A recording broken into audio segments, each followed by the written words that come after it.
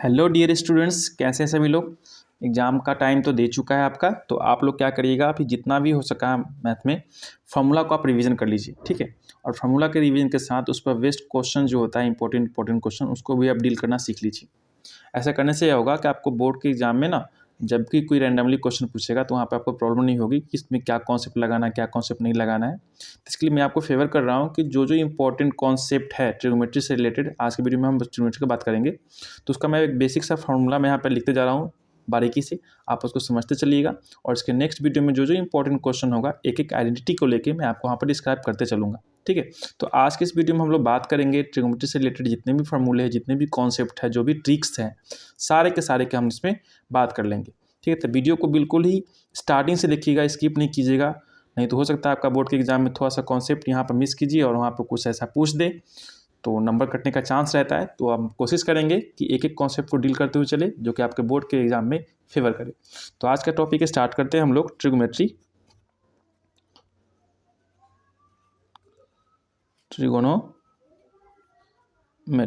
ठीक है। बेसिक चीज़ से बात करते हैं हम लोग, यहाँ से स्टार्ट करेंगे जो कि आपको पहले से भी पता होगा, लेकिन एक बार रिवीजन कर लीजिए शॉर्ट टाइम। तो यहाँ पे सबसे पहले हम लोग बात करते हैं किसी राइट एंगल ट्रायंगल में परपेंडिकुलर हाइपोटेनस को पहचानने का।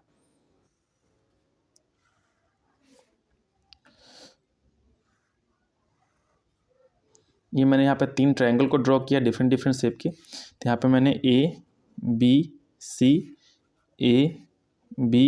C और यहाँ पे ABC मैंने यहाँ पे ट्रायंगल का नाम दे दिया है। यहाँ पे 90 डिग्री मैंने यहाँ पे बनाया है, यहाँ पे मैंने इसको बनाया है और यहाँ पे मैं इसको बना देता हूँ 90 डिग्री, ठीक है। अब आपको बताना है कि यहाँ पे कि हाइपोटेनस कौन सा होगा, परपेंडिकुलर कौन सा होगा। एक मैं यहाँ पे क्या करता हूँ, इसको एंगल भी यहाँ पे ड्रॉ कर लेता हूँ। एंगल आपका यहाँ पे इसमें रहा, इसमें आपका यहाँ पे रहा और इसमें आपका एंगल यहाँ पे रहा, ठीक है। तो आपको इतना पता है कि एंगल के सामने वाला जो होता है पार्ट, ये वाला पार्ट, ये आपका हमेशा परपेंडिकुलर होता है। इसको मैं पी से डिनोट कर रहा हूँ। इसके सामने हमेशा आपका ये परपेंडिकुलर होता है पी से, और यहाँ पे आपका परपेंडिकुलर ये चला जाएगा। बाकी जो आपका साइड बचेगा वो आपका क्या कहलाएगा, बेस। यानी कि नीचे जो BC बचा एक्चुअल में क्या है, ये आपका बेस हुआ, यहाँ पे आपका बेस हुआ। और इसमें जो आपका बेस कौन सा हो जाएगा, सॉरी मैंने यहाँ पर गलत लिख दिया, बेस ये होगा। 90 डिग्री के सामने तो आपका हमेशा हाइपोटेनस होता है ना, ये वाला पार्ट आपका हमेशा हाइपोटेनस फिक्स है। 90 डिग्री के सामने आपका हमेशा ये हाइपोटेनस फिक्स होता है और यहाँ पे हाइपोटेनस ये फिक्स होता है। क्लियर बात इतना सा है। यहाँ पे बेस आप इसको लिख लो, ठीक है, समझ गए। अब चलते कुछ आगे कॉन्सेप्ट। ट्रिग्नोमेट्री रेशियो होते कितने, there are 6 trigonometry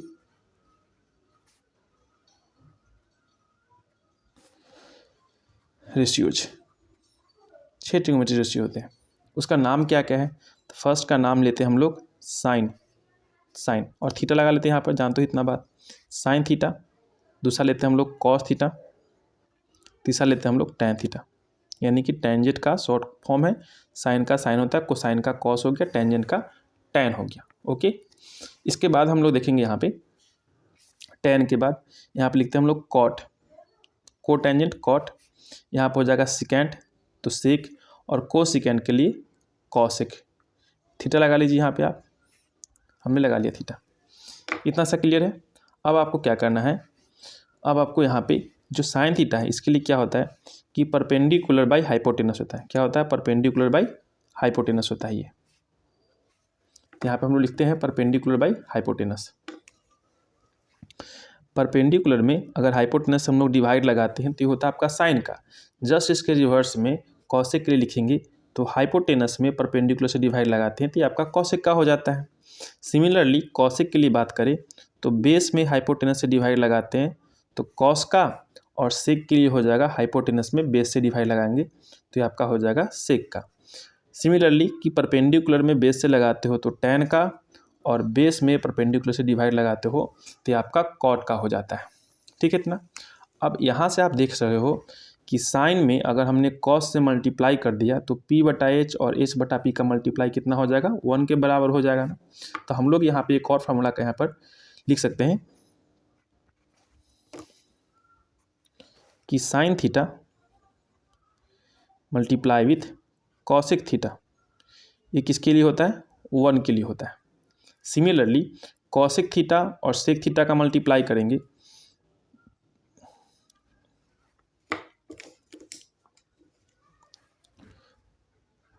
cos theta into में सेक थीटा, ये भी किसके बराबर होता है, 1 के बराबर होता है, ठीक है।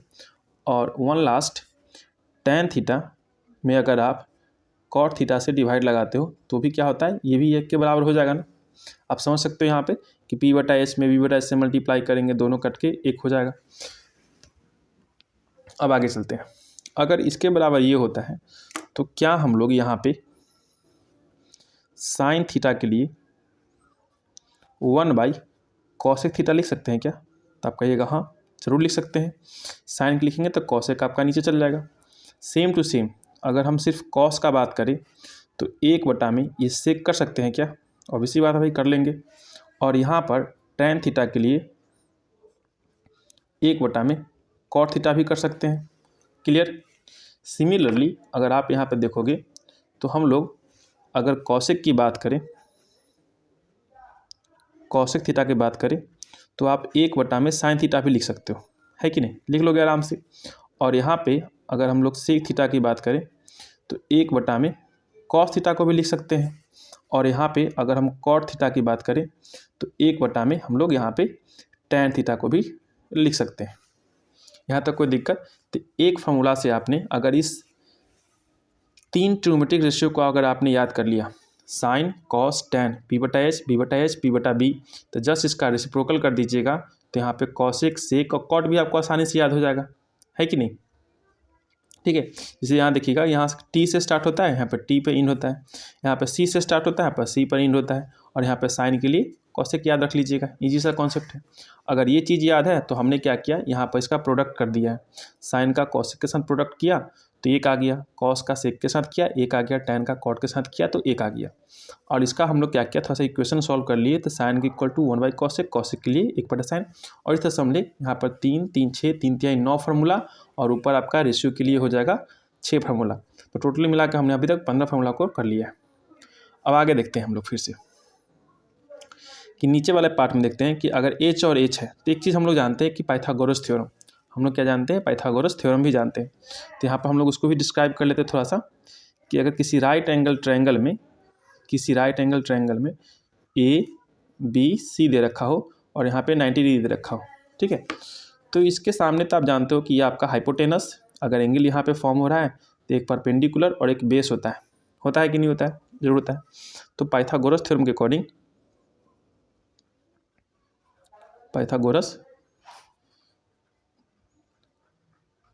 पाइथागोरस थ्योरम, ठीक है, इंग्लिश देख लीजिएगा। पाइथागोरस थ्योरम के अकॉर्डिंग हम लोग जानते हैं कि दो जो स्मॉलर साइड है, यहाँ पे ये जो होता है आपका सबसे लॉन्गेस्ट साइड होता है। सबसे लॉन्गेस्ट साइड कौन सा होता है, हाइपोटेनस। ये होता है आपका लॉन्गेस्ट साइड, 90 डिग्री के सामने वाला, जितना एंगल सबसे बड़ा तो लॉन्गेस्ट साइड होता है। और यहाँ पे जो होता है आपका angle a and angle c, angle a and c are acute angle always, दोनों क्या होगा, हमेशा एक्यूट एंगल होगा, क्योंकि बेचारा एक तो 90 डिग्री खुद का अकेला ही ले रखा है। अब आगे समझते हैं यहाँ पर कि यहाँ पे जो स्मॉलर साइड है p² प्लस में b² इक्वल टू आपका हो जाएगा h² के बराबर, एक तो हो गया। अब चाहोगे तो इससे आप क्या निकाल सकते हो यहाँ पर कि h के लिए अगर फॉर्मूला निकालोगे तो √p² प्लस b² भी आप लिख सकते हो आराम से। ये तो आपका फर्स्ट। इसी के लिए के साथ में अगर आप दूसरा फॉर्मूला लिखना चाहोगे तो आप लिख सकते हो सिर्फ p² के लिए, सिर्फ क्या कर सकते हो, p² के लिए लिख सकते हो यहाँ पे कि p² equal to h², b² उधर ले जाएंगे हम लोग तो b² इस तरफ, तो इसके लिए आप लिख सकते हो p के लिए सिर्फ कि √h² माइनस में b² भी लिख सकते हैं कि नहीं, लिख सकते हैं आराम से। एंड थर्ड वन कि अगर आप यहाँ पे b² के लिखना चाहो तो h² माइनस में b² करोगे तो b के लिए वैल्यू हो जाएगा √h² माइनस में हो जाएगा आपका p², ठीक है, ये हो गया आपका क्लियर। अब इसी फॉर्मूला का हम लोग यूज करके आगे का कॉन्सेप्ट समझेंगे और फॉर्मूला बनाएंगे। अब आगे हम लोग चलते हैं। आगे हम लोग यहाँ पे लिख रहे हैं साइन स्क्वायर का फॉर्मूला।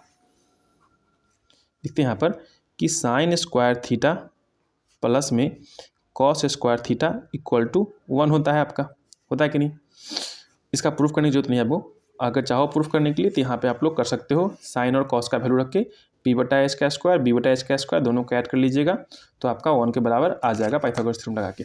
ठीक है, चलिए आगे समझते हैं। एक तो आपका ये हो गया। अब इसको थोड़ा सा सॉल्व करोगे आप यहाँ पे तो लिख सकते हो यहाँ पे ना कि साइन स्क्वायर थीटा के लिए 1 माइनस में कॉस स्क्वायर थीटा, है ना, या फिर कॉस स्क्वायर थीटा के लिए 1 माइनस में साइन स्क्वायर थीटा। अगर सिर्फ साइन की बात की जाए, तो सिर्फ साइन थीटा के लिए आप लिख सकते हो यहाँ पर, सिर्फ साइन थीटा के लिए रूट अंडर 1 माइनस में कॉस स्क्वायर थीटा, और सिर्फ कॉस के लिए आप लिख सकते हो रूट अंडर 1 माइनस में साइन स्क्वायर थीटा। क्लियर इतना? एक तो देखो, एक फॉर्मूला से कितना हमने बना लिया। अब आगे सेकेंड वन क्या होता है, sec square theta minus tan square theta equal to 1 चलेंगे। तो लिखते हैं हम लोग sec square theta minus tan square theta equal to 1। Sec square theta minus में tan square theta equal to 1। अब इसको सॉल्व करेंगे आप तो यहाँ लिख सकते हैं क्या कि sec square theta equal to 1 plus में टेन स्क्वायर थीटा, है ना। एंड अगेन यहाँ पे आप लिख सकते हो सिर्फ टेन के लिए, तो टेन स्क्वायर थीटा के लिए क्या करेंगे हम लोग, सेक स्क्वायर थीटा अब माइनस का 1 कर सकते हैं। अब इसको अगर हम लोग रूट लगा के देखेंगे यहाँ पर सिर्फ सेक थीटा के लिए, तो रूट अंडर 1 प्लस में टेन स्क्वायर थीटा हो जाएगा आपका यहाँ पे। सिमिलरली अगर सिर्फ आप टेन के लिए बात करो, सिर्फ टेन थीटा के लिए, तो लिख सकते हैं यहाँ पर root under sec square theta minus का 1 लिख सकते हैं कि नहीं। एक लास्ट फॉर्मूला आपका बच गया, उसे भी हम लोग यहाँ पर सॉर्ट आउट कर लेते हैं। इसे भी हम लोग लिख लेते हैं यहाँ पर, जो है आपका कॉसेक स्क्वायर थीटा माइनस में cot square theta equal to 1। अब जरा इसको सॉल्व करो आप यहाँ पे, तो आप यहाँ पे लिख सकते हो क्या ऐसे, देखो जरा कि cosec square theta equal to 1 plus में कॉट स्क्वायर थीटा, या फिर cot square theta equal to cosec square theta minus का 1, या फिर इसको ऐसे रूट में लिख सकते हैं आप अब इसे कि cosec theta equal to root under 1 plus में कॉट स्क्वायर थीटा, या फिर ऐसे कि cot theta equal to root under cosec square theta minus में 1। ठीक है, इस सब का प्रूफ होता है। फिलहाल आप इतना समझ गए। अब चलिए आगे कुछ कॉम्प्लीमेंट्री एंगल से बेस्ड क्वेश्चन हम लोग देख लेते हैं। अब देखते हैं हम लोग यहाँ पे एक और फार्मूला जो कि है टैन थीटा के अकॉर्डिंग। तो टैन थीटा इक्वल टू आप लिख सकते हो यहाँ पर साइन थीटा और डिवाइड में कॉस थीटा, है ना, या फिर कॉट थीटा के लिए लिख सकते हो आप यहाँ पे कॉस थीटा और डिवाइड में साइन थीटा, ये दोनों भी लिख सकते हैं आप यहाँ पे फॉर्मूला। अब चलिए कुछ कॉम्प्लीमेंट्री एंगल देख लेते हैं। ठीक है, अब कॉम्प्लीमेंट्री एंगल देखिएगा यहाँ पे, लास्ट में हम लोग एंगल बेस देख लेंगे। तो कॉम्प्लीमेंट्री एंगल ये कहता है आपको यहाँ पे कि साइन थीटा जो होगा एक्चुअली में ये आपका कॉस 90 डिग्री माइनस थीटा के बराबर होता है ना। और दूसरा कि कॉस थीटा जो होगा आपका same as it is sine 90 degree minus theta के बराबर हो जाता है। ये तो हो गया आपका ये दोनों। इसके जस्ट बाद अगर टैन थीटा की बात करें हम लोग, तो टैन थीटा जो होता है आपका कॉट 90 डिग्री माइनस थीटा के बराबर होता है। वहीं पे हम लोग कॉट थीटा की बात करें तो टैन 90 डिग्री माइनस थीटा के ये बराबर हो जाता है। And last one sec theta जो होता है आपका ये कॉसेक 90 डिग्री माइनस थीटा के बराबर होता है। वहीं पे कॉसेक जो थीटा होता है आपका, कॉसेक थीटा जो होता है ये आपका सेक 90 डिग्री माइनस थीटा के बराबर हो जाता है। ठीक है इतना। अब चलिए कुछ कॉन्सेप्ट यहाँ पर समझ लीजिएगा। अगर ये दोनों कॉम्प्लीमेंट्री एंगल है, हम लोग यहाँ पर लिख देते हैं हम लोग यहाँ पर कि अल्फ़ा एंड बीटा। ठीक, अल्फ़ा एंड बीटा के लिए दो एंगल्स हैं यहाँ, alpha and beta are angles. ठीक है, दो एंगल हैं। कॉन्सेप्ट ये है यहाँ पे कि अल्फ़ा प्लस बीटा अगर ये 90 डिग्री किसी केस में दे रखा है, कॉन्सेप्ट समझिएगा आप यहाँ पर, ठीक है। एमसीक्यू बनाने में बहुत आपको हेल्प मिलेगा। तो अल्फ़ा प्लस बीटा अगर 90 डिग्री आपको यहाँ पर गिवन हो तो आप क्या क्या कर सकते हो। पहला कॉन्सेप्ट ये रहा कि tan theta, tan alpha, theta नहीं लेते अल्फ़ा ले लेते हम लोग, और टैन बीटा दोनों को अगर साथ में हम लोग क्या कर ले इनटू कर दे तो एक्चुअली में किसके बराबर हो जाएगा, 1 के बराबर हो जाता है, ठीक है। सिमिलरली यहाँ पर हम लोग आगे बात करेंगे तो sine alpha into sec beta, याद रखिएगा साइन के साथ कौन सा जाएगा, सेक बीटा के साथ ये क्या रहेगा आपका कॉम्प्लीमेंट्री। सिमिलरली कॉस अल्फ़ा जो होगा यहाँ पर कॉसेक बीटा के साथ आपका 1 हो जाएगा, इंटू रहेगा। तो उसके बाद टैन के साथ जो केस बना वही केस आपका कॉट के साथ भी बनेगा, तो cot alpha into cot beta ये भी किसके बराबर हो जाएगा, 1 के बराबर हो जाएगा। इतना क्लियर है। एंड लास्ट वन आप चाहो तो यहाँ पर लिख सकते हो, लेकिन आपको तो एग्जाम में पूछेगा फिर भी लिख लीजिए, एक कॉन्सेप्ट और लिख लीजिए यहाँ पर कि अगर अल्फ़ा प्लस बीटा का वैल्यू किसी केस में 180 डिग्री दे रखा है कंडीशन, एक केस लगा लेते हैं, शायद पूछ दे एग्जाम में, एक केस दे देते हैं यहाँ पर कि अल्फ़ा प्लस बीटा का मान अगर 180 डिग्री दे रखा हो तो यहाँ पर बस एक कॉन्सेप्ट तो आपको याद रखना है।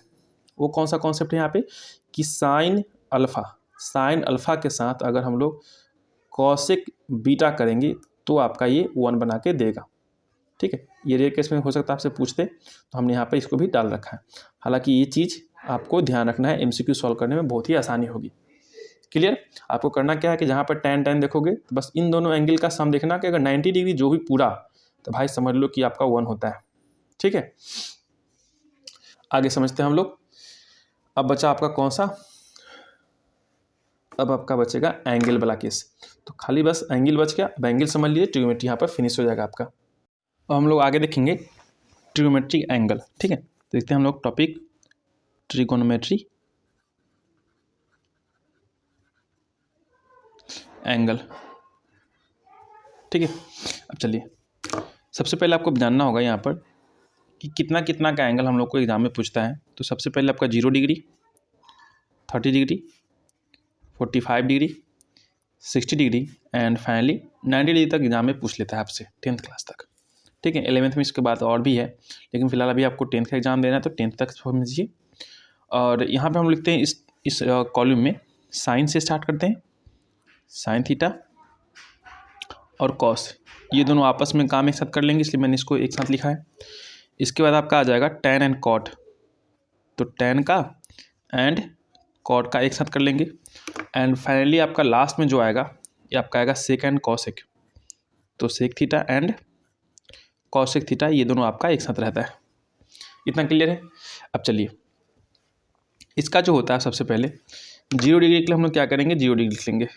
साइन 0 का मतलब 0, तो भी आपका 0 डिग्री का 0 डिग्री हो जाएगा। क्लियर। 30 डिग्री क्या होता है, ये होता है आपका 1/2, 1/2। 45 डिग्री के लिए 1/√2, 60 डिग्री के लिए √3/2 एंड 90 डिग्री के लिए 1। आप इतना याद कर लो कि पूरा का पूरा याद हो जाएगा। ओके। कॉस के लिए क्या करना है, जस्ट इसका पैटर्न चेंज कर दीजिए। 0 से स्टार्ट किए थे ना, 90 से स्टार्ट करना स्टार्ट कर दीजिए। तो 90 का क्या है 1 है, तो कॉस 90 के लिए 1 हो जाएगा। 30 के लिए √3/2 हो जाएगा। 45 के लिए सेम टू सेम 1/√2 का √2 एंड इधर हो जाएगा आपका 1/2 और ये हो जाएगा आपका 0, क्योंकि कॉम्प्लीमेंट्री एंगल है तो ऐसे आपका कॉम्प्लीमेंट्री हो जाएगा, ठीक है। अब हम लोग चलते हैं साइन की तरफ। तो साइन का जो केस ऐसा है कि टैन की तरफ। तो टैन का केस ऐसा है, मैंने आपको शुरू में बताया था कि टैन के लिए आपको क्या करना है कि साइन में कॉस से डिवाइड लगा के लिखना है। तो हम लोग यहाँ पे क्या करेंगे, साइन में कॉस से डिवाइड लगा लेंगे, जो भी इसका वैल्यू आएगा वो हम लोग लिख लेंगे, है ना। तो लिखते हैं हम लोग कि टैन थीटा के लिए साइन थीटा का जो वैल्यू है 0 और कॉस थीटा का वैल्यू है 1। तो 0 में 1 से डिवाइड लगाइए, कितना होगा, 0 ही होगा ना, 0। अब 1/2 में √3/2 से डिवाइड लगाया तो √2 से 2 खत्म, 2 से 2 कैंसिल हो जाएगा यहाँ पे, तो 1/√3 1/√3 हो जाएगा इसका, ठीक है। यहाँ पर 1/√2 से 1/√2 कैंसिल, तो 1 यहाँ पे देखेंगे आप, 2 से 2 कैंसिल, तो सिर्फ √3/1 बचेगा, यानी आप √3 लिख सकते हो। और 1 में 0 से डिवाइड लगाते हो या फिर किसी चीज़ में 0 से डिवाइड लगाते हो तो आपका अनडिफाइंड होता है, यानी कि अनडिफाइंड अपरिभाषित होता है, तो उसको हमने ऐसे केस लगा लिया। कॉर्ड के लिए क्या करना है, जस्ट इसको पलट दीजिए। इन्फाइनाइट से यहाँ स्टार्ट हो रहा था तो यहाँ से आप स्टार्ट कर लो, √3 यहाँ पे है तो √3 आप यहाँ पे लिख लो, 1 का 1 जहाँ का तहाँ रहेगा, 1/√3 आपका यहाँ पे हो जाएगा, 0 आपका यहाँ पे चला जाएगा। क्लियर। इसके बाद हम लोग चलते हैं सेक और कॉसेक की बारी है। तो सेक जो होता है एक्चुअली में वो क्या होता है, कॉस का जस्ट रेसिप्रोकल होता है।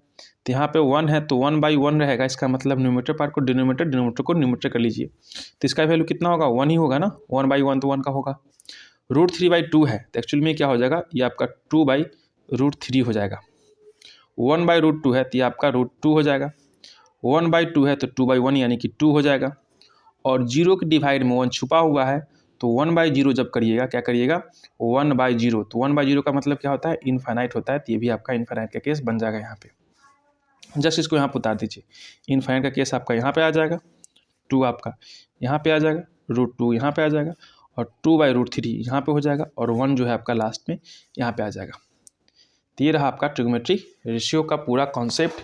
यहाँ पर angle, complementary angle, trigonometry ratios सारे के सारे हमने डिस्कस कर लिए और इसी के साथ हम लोग यहाँ पर इस 10th क्लास तक के लिए वीडियो को इन करते हैं। इसके बाद में अगर आप लोग चाहते हैं तो 11th का भी मैं कंटिन्यू कर दूंगा। Till then bye bye, see you. Next topic जो होगा आपका, इस तरह से टोटल आपका 15 चैप्टर है 10th में पढ़ने, तो मैं 15 चैप्टर का भी क्या करूँगा, एक एक वीडियो में सारे कॉन्सेप्ट में डील करता चलूँगा और इससे बेस्ट मेरे जो ट्रिग्नोमेट्री रेशियो से रिलेटेड जो भी क्वेश्चन इंपॉर्टेंट होते हैं मैं उसको भी जल्दी से जल्द प्रोवाइड करने की कोशिश करूँगा। Till then bye bye, see you. Channel को सब्सक्राइब कर लीजिए, वीडियो को शेयर कीजिए अपने फ्रेंड्स के साथ। मिलते हैं फिर नेक्स्ट वीडियो में।